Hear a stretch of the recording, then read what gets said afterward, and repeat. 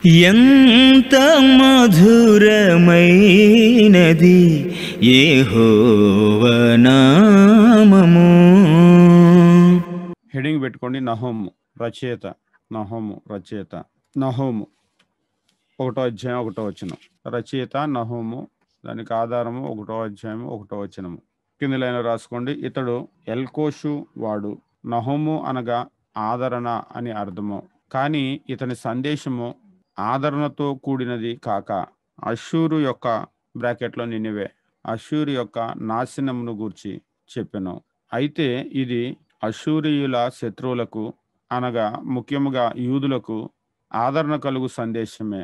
కింది లైన్లో రాసుకోండి. ఎల్కోషు అనే ప్రాంతము ఎక్కడో ఖచ్చితమైన స్థలాన్ని గుర్తించలేము. అయినప్పటికీ ఇది దక్షిణ యూదా ప్రాంతంలో ఒక పట్టణమని విశ్వసించుచున్నారు.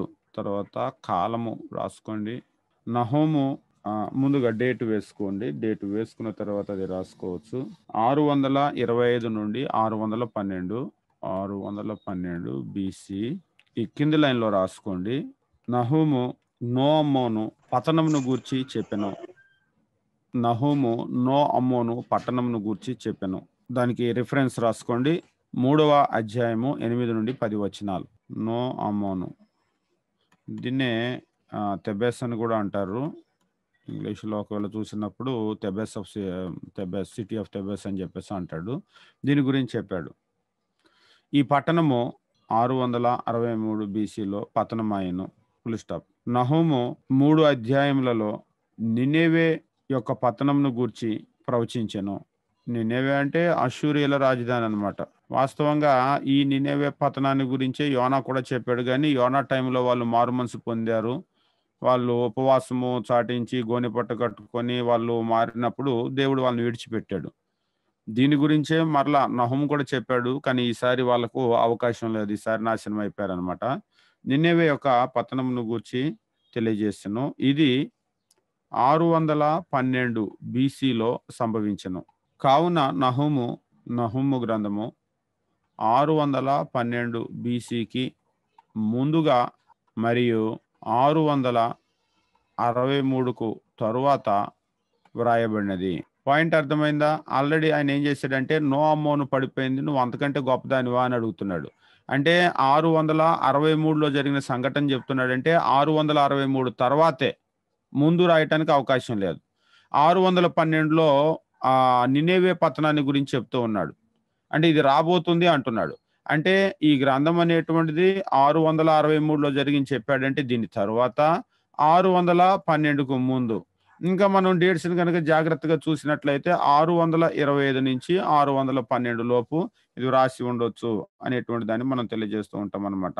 తర్వాత దానికి కంటిన్యూషన్ రాసుకోండి. నినెవే యొక్క పతనంను గూర్చి 2వ అధ్యాయం 1వ వచనము, 3వ అధ్యాయము 14వ వచనము, 19వ వచనముల్లో ప్రవచించెను.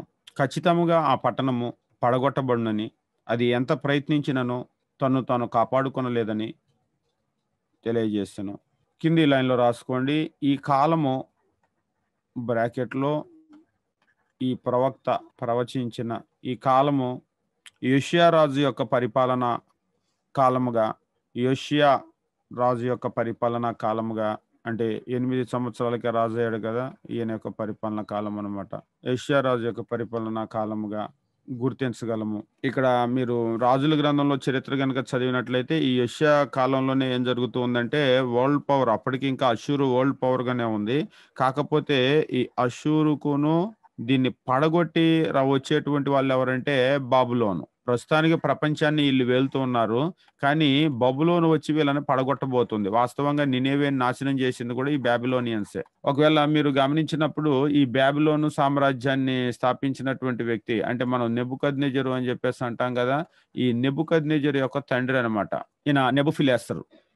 ఈ నెబుఫిలెసరు అంటే చరిత్రలో మీకు కనబడుతూ ఉంటాడు. ఈ నెబుఫిలెసరు ఈయన అష్షూరు ఆర్మీలోనే పనిచేసేవాడు. అష్షూర్ ఆర్మీలోనే పనిచేసి, అంటే ఈ ప్రాంతానికి సంబంధించి ఈ అష్షూర్ ఆర్మీకి వ్యతిరేకంగా ఈయన లేచాడు అనమాట. ఆర్మీని కూడగట్టుకొని లేచి వీళ్ళని కొట్టేశాడు. కొట్టేసి ఈయన రాజ్యాన్ని స్థాపించాడు. తర్వాత ఈయన కొడుకు నెబుకద్నెజరు వచ్చిన దగ్గర నుంచి మనకు గ్రంథంలో మనం చూస్తూ ఉంటాం. ఈ సందర్భంలోనే యోషియా టైంలోనే యుద్ధం జరుగుతూ ఉంటుంది వీళ్ళకి. యుద్ధం జరిగేటప్పుడు యోషియా నా మీద నుంచి ఎళ్ళొద్దు అని చెప్పేసి వీళ్ళని అంటాడు. అనేసరికి వాళ్ళని కొట్టేసి వెళ్ళిపోతాడు. అప్పుడే యోషియా రాజు చనిపోతాడు. కాబట్టి చరిత్రను చదివేటప్పుడు ఇదంతా కూడా మనం చూస్తూ ఉంటాం అనమాట. అంటే వాళ్ళకి వీళ్ళకి సంఘర్షణ జరిగేటువంటి కాలం ఇది. అంటే వరల్డ్ పవర్ మారబోతూ ఉంది అక్కడ. ఒక ముఖ్యమైనటువంటి కాలం అనమాట అది చరిత్రలో గనక చూసినట్లయితే. తర్వాత హెడ్డింగ్ పెట్టుకోండి ఉద్దేశము. పుస్తకం పేరు. పుస్తకము పేరు. గ్రంథకర్తను బట్టి ఆ పేరు పెట్టబడినది. తర్వాత ఉద్దేశము. ఉద్దేశం రాసుకోండి. దుష్టులైన అష్షూరీయులు వ్యతిరేకముగా దేవుడు తీర్చిన తీర్పును అనగా వారి పతనమును ఇది చెప్పుచున్నది. వాస్తవంగా కొందరు ఏమనుకుంటారంటే నినేవే అనే పట్టణం ఉంది కదా, నినేవే కూలిపోయింది అంటే దాని అర్థం ఏంటి? ఒకవేళ ఈవేళ మీరు చూడండి, ఇండియా రాజధాని ఢిల్లీ, చైనా రాజధాని బీజింగ్. మీకు ఉదాహరణకు మీరు అంతకుముందు చైనాకి ఇండియాకి సంఘర్షణ అనేటువంటి జరిగేటప్పుడు, యుద్ధం జరిగేటువంటి పరిస్థితులు ఉన్నప్పుడు వాస్తవంగా వార్తాపత్రికల్లో గనక మీరు చూసినట్లయితే ఇండియా చైనా యుద్ధము అనే దానికంటే కూడా న్యూఢిల్లీ వర్సెస్ బీజింగ్ అని చెప్పేసి పెట్టారు. అంటే దాని అర్థం ఏంటి? ఒకవేళ ఢిల్లీని కొట్టేశారనుకోండి, ఢిల్లీని కొట్టారు అంటే ఢిల్లీని కొట్టడం కాదు, ఇండియా అని చెప్పేసి అర్థం అనమాట. అంటే వీళ్ళ క్యాపిటల్ సిటీ కదా ఇది, అది. ఒకవేళ బీజింగ్ పడిపోయింది అంటే బీజింగ్ అని కాదు, చైనాని కొట్టేశారని చెప్పేసి అర్థం అనమాట. ఈవేళకి కూడా ఇలాగనే మాట్లాడతారు. నినేవే అనేటువంటిది ఏమిటంటే అష్షూర్ యొక్క క్యాపిటల్. నినేవేని కొట్టేశారంటే అష్షూర్ని కంప్లీట్ గా కొట్టేసినట్టే, అంతే కదా. ఇది వాళ్ళ క్యాపిటల్ సిటీ. ఇక్కడి నుంచి వాళ్ళ పరిపాలన చేస్తాడు. ఇక్కడే రాజు సింహాసనము, రాజు యొక్క మొత్తము అధికారులంతా కూడా ఇక్కడ ఉంటారు. ఇక్కడి నుంచి పరిపాలన అనేటువంటిది జరుగుతుందన్నమాట. దీన్ని కొట్టేశారు అంటే దాని అర్థం ఏమిటంటే ఈ సామ్రాజ్యం అనేటువంటిది కొట్టేయబడింది అని దాని అర్థం అనమాట. వాస్తవంగా నినేవే పతనం అంటే అష్షూరు పతనం. అదేంటంటే నినేవే అన్నాడు, నినేవే ఊరు పడిపోవటం కాదంటే ఊరు పడిపోవటం కాదు. నినేవే ఇస్ ద క్యాపిటల్ ఆఫ్ అష్షూరియా.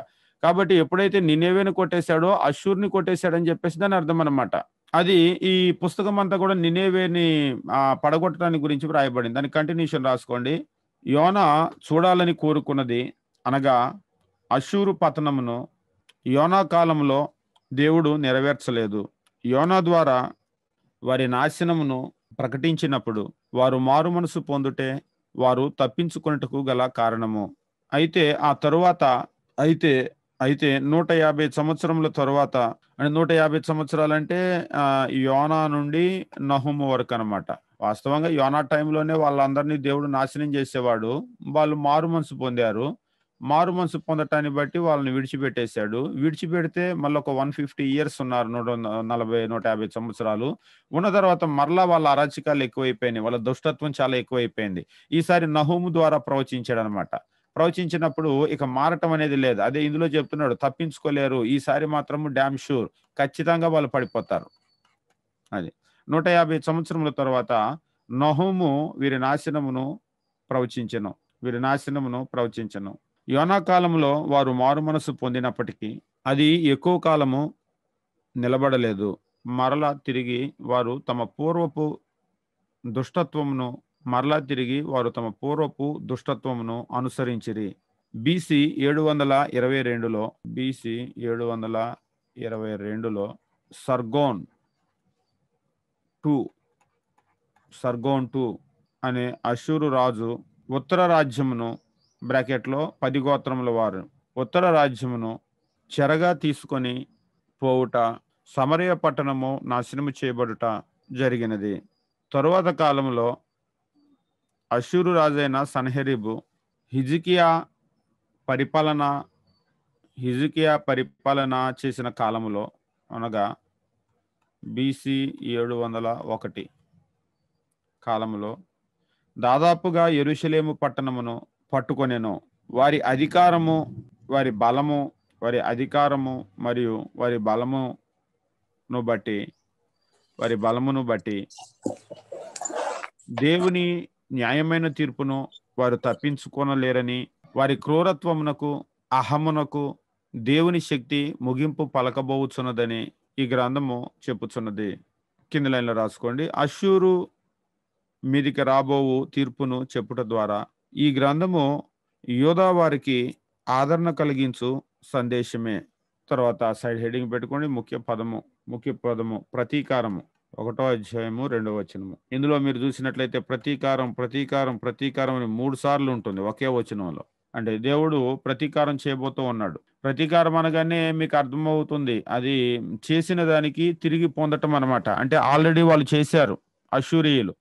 వాళ్ళ యొక్క క్రూరత్వం కానివ్వండి, లేకపోతే వాళ్ళు జరిగించినటువంటి దుష్టత్వం కానివ్వండి, అన్యాయం కానివ్వండి, దానికి దేవుడు తిరిగి తీర్పు తీరుస్తూ ఉన్నాడు, ప్రతీకారం చేస్తూ ఉన్నాడు.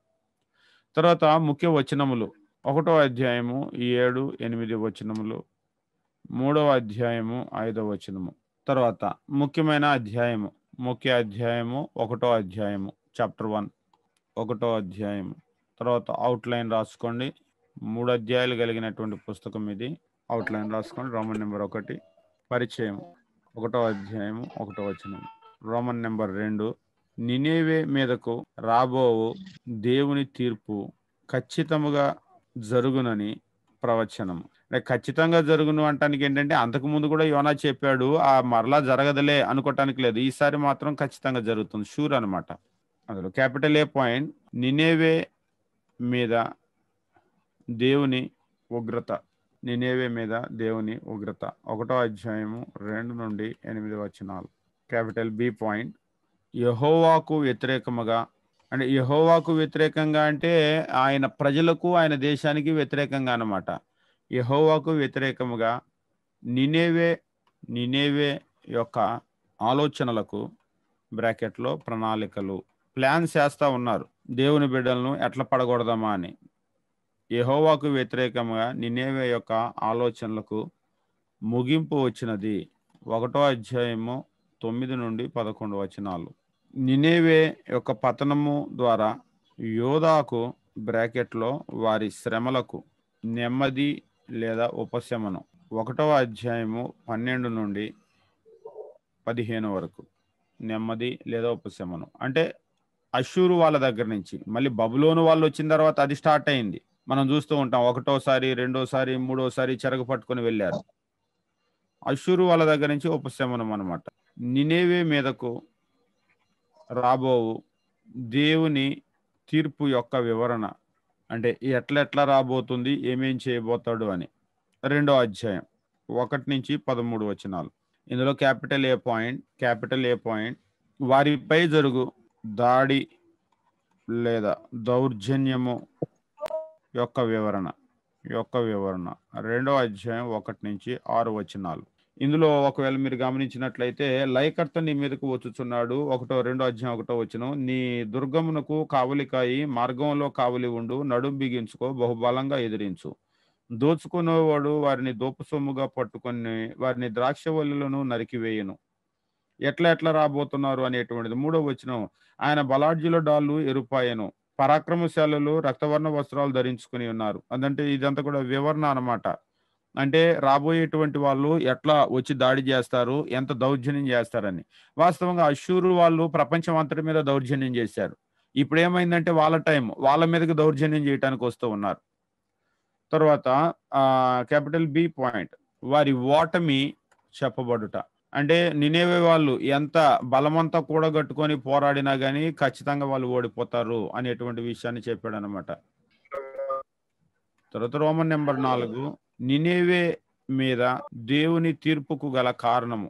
3వ అధ్యాయము 1 నుండి 19 వచనాలు. అందులో క్యాపిటల్ ఏ పాయింట్, దాని హింస మరియు మోసము. 3వ అధ్యాయము 1 నుండి 7 వచనాలు. క్యాపిటల్ బి పాయింట్, నో అమోను విషయంలో దాని ప్రవర్తన. 3వ అధ్యాయం 8 నుండి 11 వచనాలు. క్యాపిటల్ సి పాయింట్, ఎదురాడినను గెలువలేరు బ్రాకెట్లో వ్యర్థ ప్రయత్నం. 3వ అధ్యాయము 12 నుండి 19 వచనాలు. తర్వాత హెడింగ్ పెట్టుకోండి, హబక్కూకు.